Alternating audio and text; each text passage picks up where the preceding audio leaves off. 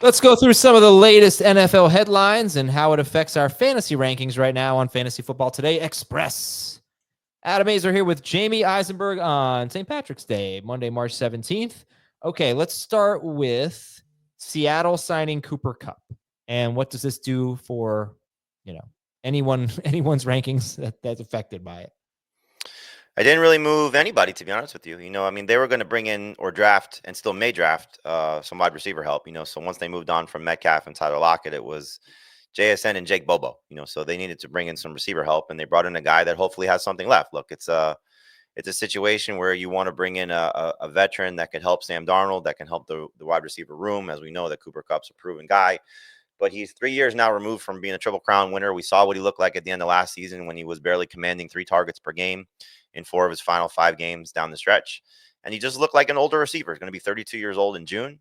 And so I think he's at best a number 3 fantasy receiver at this point. He'll probably have some big games. I mean, this is again, a situation where you probably see some concentrated targets for JSN and for Cooper Kupp. So I still think JSN has top 12 upside, if not top 10 upside. So he's number 11 for me currently in my rankings. Again, we'll see what happens with the draft. And this didn't really change things much for me in terms of Sam Darnold. I think this was a downgrade for him going to Seattle because of the change in coordinator system, change in receiving core. So while JSN is potentially good and hopefully Cooper Kupp has something to offer, it's not the Vikings with Justin Jefferson and Jordan Addison and TJ Hawkinson. So Darnold's still at best a number 2 quarterback, regardless of format. Yeah, I really struggle with Ken Walker. I think that he's going to have to be the focal point of the offense, really. I don't like this offense. They don't have a lot of speed. They probably need to draft a fast wide receiver. Walker's, maybe their most dynamic playmaker, but he's really just been so disappointing to me. If he's not, I don't know, man. Like he doesn't, if he doesn't hit home runs, he's pretty disappointing. Their offensive line was a real issue last year. I think that had something to do with Ken Walker's struggles. And they didn't really upgrade it. I think as of now, they've signed one guy, a guy who's been mostly a backup in his career, Josh Jones. So I feel like he's going to have to be more involved in the passing game. I really don't think Cooper Kupp is playing 17 games. Right. So if that would be huge for Ken Walker. That would be huge. But they want to be a run first team, and they're going to have to make Ken Walker the focal point. I really could see him having a huge season. I can't see him having a bad season. That would surprise me unless he gets hurt. So I think as of now, I really feel like I'm going to be drafting a decent amount of Ken Walker. I will as well. I think you said it best. And one thing about Cooper Kupp, he's a good run blocker too. So we always kind of dismiss that when we talk receivers. It was always something that was like sort of cringy to watch how Sean McVay would use Cooper Kupp on some of those crackback blocks. Yeah, like you're going to get him hurt. Oh, shocking, he got hurt. But it is something that he does well.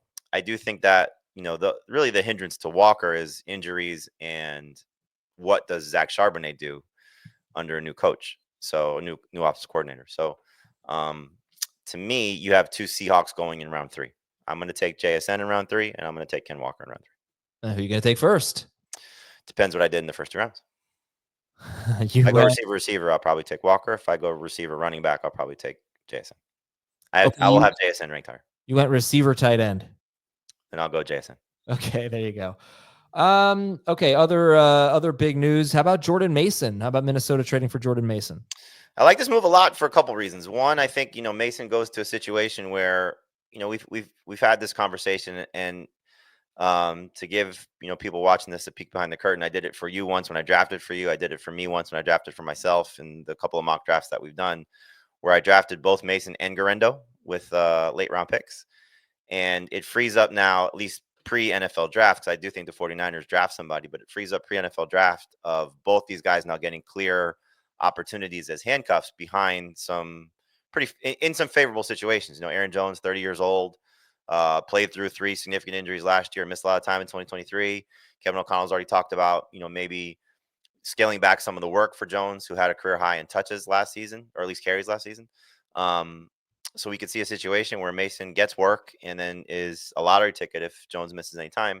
And it looks like Garendo now the clear-cut backup, again, pre-NFL draft, to Christian McCaffrey, who played 4 games last year. So, both guys could be, amazing handcuffs and lottery ticket winners. So I think just in terms of Mason going to the Vikings, we're probably looking at, if Jones stays healthy, maybe 5 to 8 total touches per game.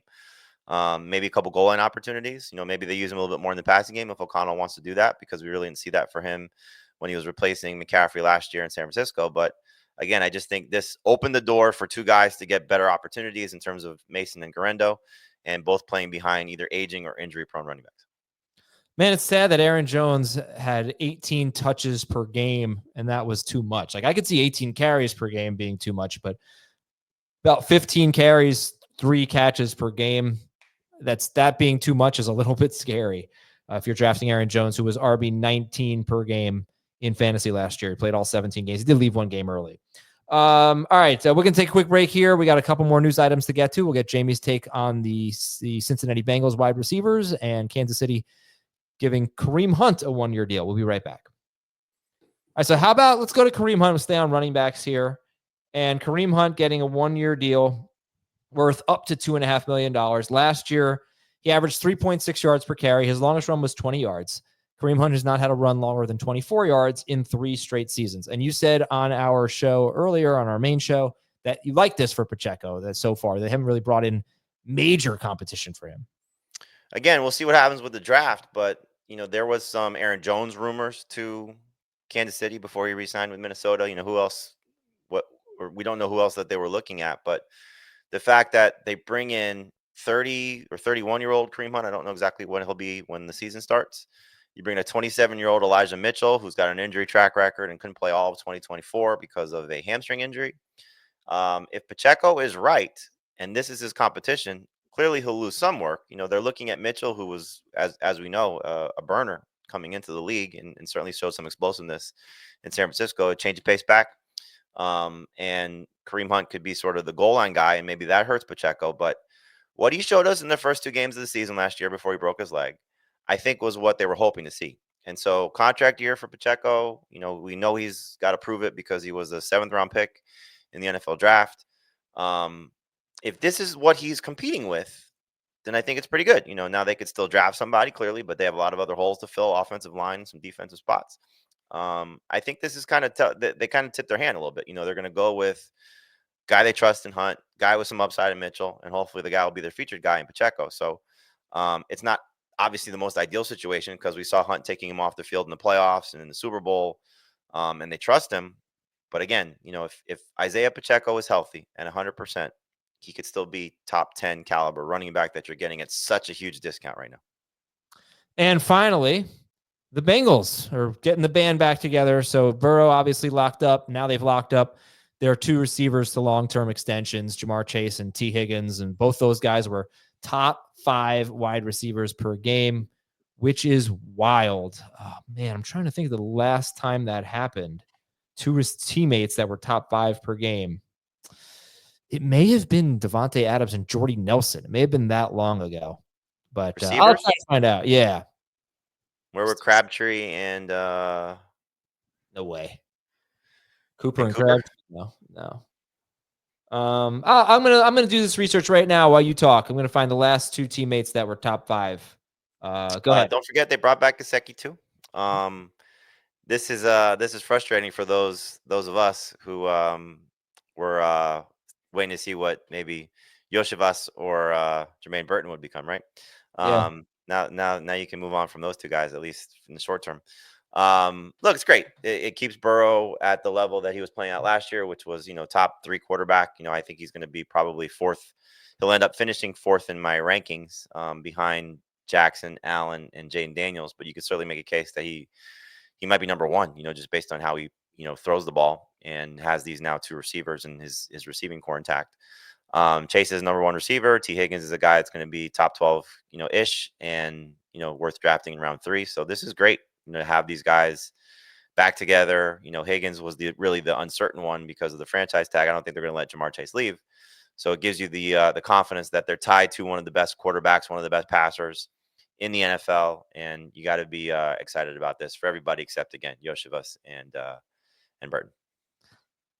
To be a top 5 wide receiver, to have 2 of them as top 5 per game, you probably need some injuries. You need some missed games in there. The last time it happened was much more recent than I thought. It was Chris Godwin and Mike Evans. They were wide receiver 2 and wide receiver 4 per game in 2019. And their quarterback, Jamey, was, of course, the great Jameis Winston. Jameis Winston. Jameis freaking Winston was the number 2 Soon to be the Giants quarterback. In fact, I mean, this guy is so good for wide receivers. It's insane.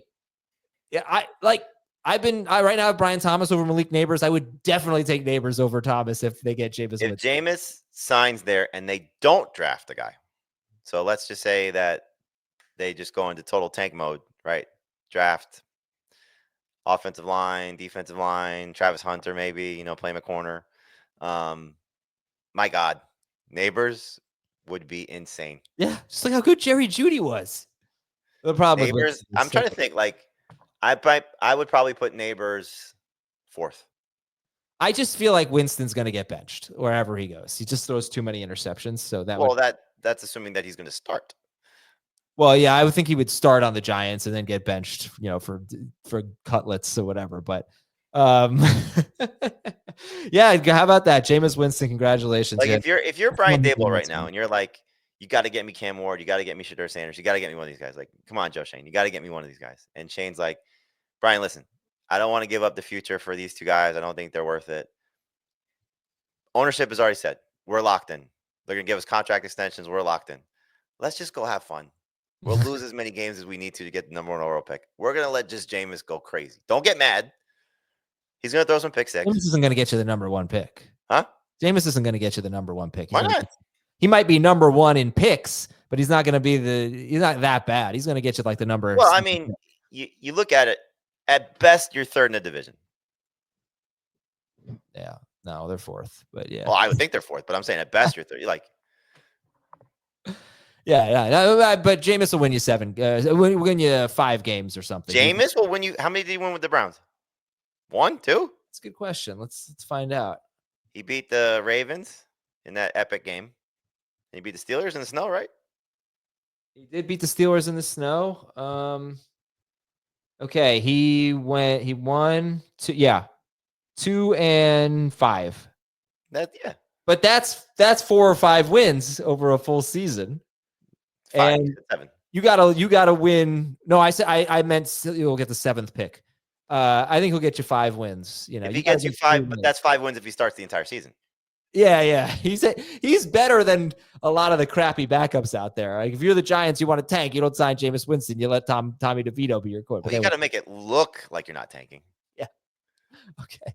So, well, anyway, that's a little fantasy football trivia for you. And we'll talk to you on Wednesday on FFT Express.